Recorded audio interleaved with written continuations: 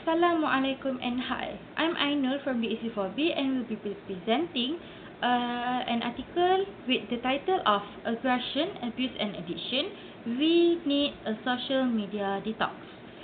Okay, so the first rule is topic. The article was written by Jonathan Friedland and it is an informative text as it informs the audience about the usage of social media that needs to be cleaned or to be detoxed because there are some negativity vibes in the social media that we need to stay aware of. He also tells us about the things that is happening on social media such as cyberbullying, online confrontation and others. He also tells us some of the ways to prevent it from happening. Content. The article is about the social media that have been used wrongly, such as to spread aggression, abuse, and addiction to other people. This happens because most of the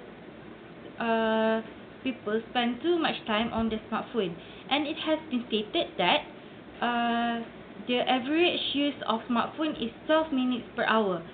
That is a lot.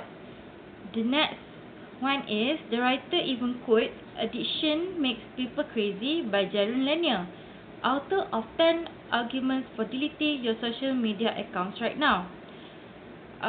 Addiction happens when people spend too much time on the smartphone and they could get everything from the smartphone, such as they can get new infos, they can play games, they have social media accounts. And last but not least, confrontation happens more often on screen rather on daily life. For this one, we can be seen that people would be more confident to confront other people on social media accounts rather than seeing them face to face. The next one is rhetorical function. It is written to inform social media users about the addiction that happens during using it is not good. The phrase is taken from paragraph 5.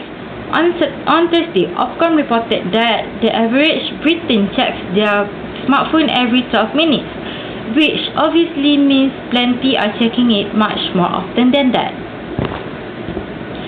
The next one is perspective. The stance that has been taken from the article is social media has been misused by some of the users.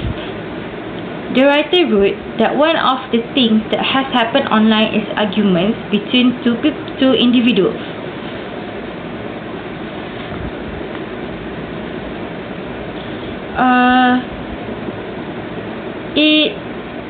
The evidence can be found on paragraph 8, which is for one thing, confrontation on the screen happens more often than it ever would in our daily life. And I do agree to the stance of the writer because there are people who avoid personal confrontation, such as young people who had made the online confrontation as a new norm.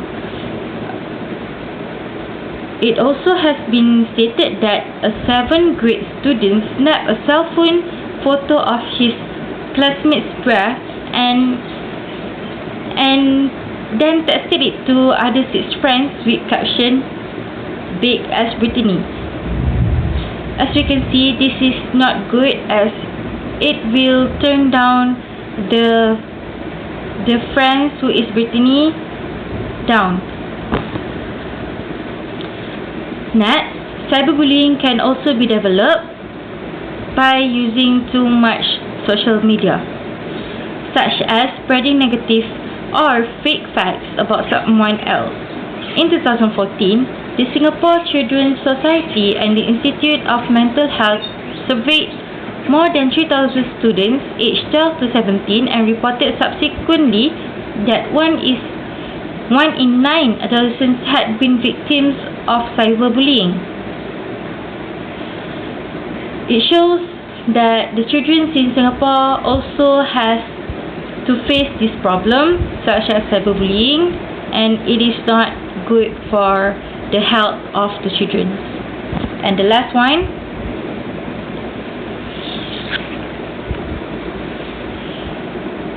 the usage of social media made the user become addicted. In fact, psychologists estimated that as many as 5 to 10% of Americans meet the criteria for being social media addiction today. As we spend too much time on the social media, we can be addicted to it, and it will be hard for us to leave it behind. The next rule is positioning. The article describes social media users, specifically Facebook and Twitter, are the platforms that make people spend too much time on their smartphone.